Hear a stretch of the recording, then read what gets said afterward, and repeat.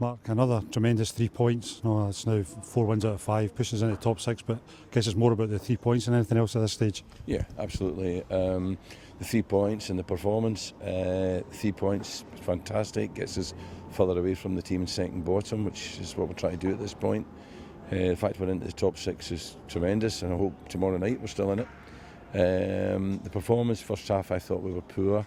I thought we didn't apply ourselves to work as hard as we have been, and certainly not as hard as we did in the second half. The second half performance, built on the fact that we did get that equaliser, was great, because if they'd come out 1-0 up at half time, they would have had something to hang on to, and I think it would have been even more difficult. But the fact it was one each, gave us really the impetus to take the game and to improve, and we did.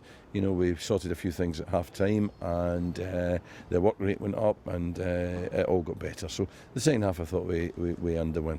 Yeah, the work rate's important, because the two wing backs were getting forward and causing us problems. Was that something you were conscious of at half time? Yeah, I felt that in those situations in recent weeks, the three strikers have done the job for us there, and I felt in the first half they weren't doing that job as well as they have been, and we sorted that half time, and you saw what happened. Marvin was running back in there, even when Dom come back in there, Scotty was back in the multi. The work rate of those three multi, Scott McDonald and Marvin Johnson in the second half was outstanding, and that's what won us the game, supported, by those behind them. 2 or 3 injuries, three players had to go off injury. Hopefully no long-term impact with that. I hope not, but I think that it might be a good thing that we're going into a break after next Saturday, because Laz, Piero and Josh all look to have taken pretty dull ones, and already we've got Louis lying on the side, so we might be getting into the Aberdeen game before those missing, which undermines you. So going into the international break may be a good thing for us, but we'll take stock obviously over the weekend and Monday. There's also been a lot of talk coming from the TV pictures of Scott McDonald and caught on TV cameras at elbow and Donaldson, I think it was. Are you aware of that at all?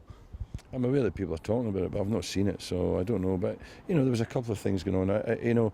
I don't know what's worse, the one where someone leaves their foot in and someone gets a serious, leg injury, or, potentially gets a serious leg injury, or somebody, in frustration swings an elbow, neither are right, and, I think that it's up to the referee to deal with these things. Mostly I think the referee got it right tonight, but, there was a couple of challenges that I thought he might have had a bit more to say about. The youth team's obviously made the cup final this week, but a couple of the graduates from that were excellent tonight. Chris Cadden signed on for 2 years. We've talked about him in previous weeks, but again he played another excellent game tonight and is establishing himself as a first team player. He is a first team player, there's no doubt about it. And we can look forward to Cads, a first full season next year. He's a terrific player, terrific energy. He's got determination. He's got a fantastic team ethic about him. I love him as a lad. He's so honest. He works hard every day in training. He wants to improve. He listens to the coaches.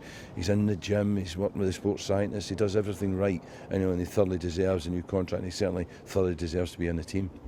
Another who came on was Dom Thomas. He certainly made it. He lifted things a wee bit. I know he was forced to bring him on, but he lifted things at the time and was involved in the goal, helped Scott McDonald get the ball for the through ball to set it up. He's another one. Yeah, well, we weren't forced to bring him on, because there's another 3 or 4 boys on the bench at the time we could have brought on.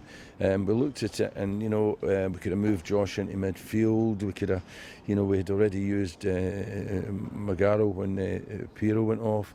We could have shuffled the shape a little bit, but I was kind of determined to keep the same shape, and I knew that if Scotty went in there, Scotty would at least make passes. But Scotty's an experienced player, and we knew he could do a job in there. And it was then a case of who you bring on. We had a choice. We could have brought Faddy on, we could have brought Dom on, and we could have brought probably Lionel on.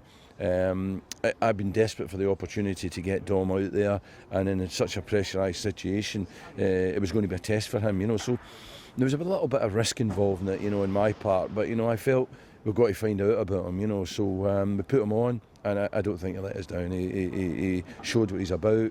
He was lively, and as you say, he brought a kind of freshness to it that improved us during that spell of the game. At the same time, as you mentioned, Scott McDonald had to go into midfield, and he actually probably the right player at the right time, and he had a presence to make the passes you mentioned, but also just to put his foot in the ball at times and take a wee bit of the sting out of the game, which was what we needed at that stage. Absolutely, Scotty's a good player. He's an intelligent footballer. You know, he's got a great football brain.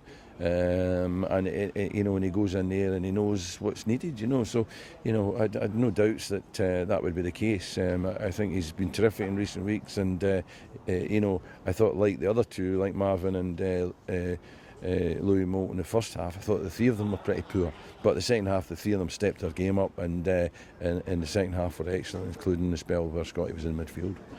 I know you've played it down, you don't want to look up. I guess it's still looking at Kilmarnock at the minute, getting as many points between us and them, but it gives us a wee cushion going into three big games, Aberdeen, Inverness and Celtic coming up. I guess there's a wee sense of relief there that we're not going to these games under a bit of pressure, less pressure, but we still want to win them. Absolutely. You know, we could be going into the game with those 4 players missing. I already said that. You know, and if we were going into those games, you know, 2 or 3 points above the second bottom, you know, there would be a sweat on here. Don't worry about that.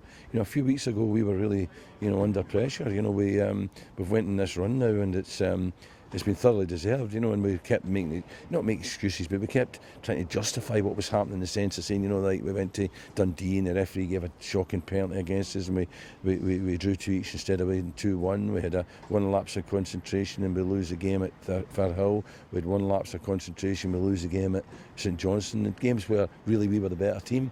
So we had to turn that around, and we stayed together, and we stayed believing, and we knew we had to improve a little bit and find that improvement, and the improvements come with the 3 boys going up front, and particularly by releasing Marvin from this tight left hand side and putting him in the middle of the pitch where he can really express himself.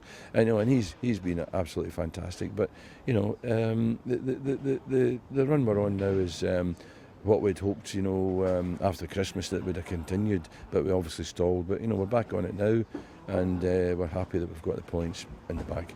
Well done. Thanks very much, Mark.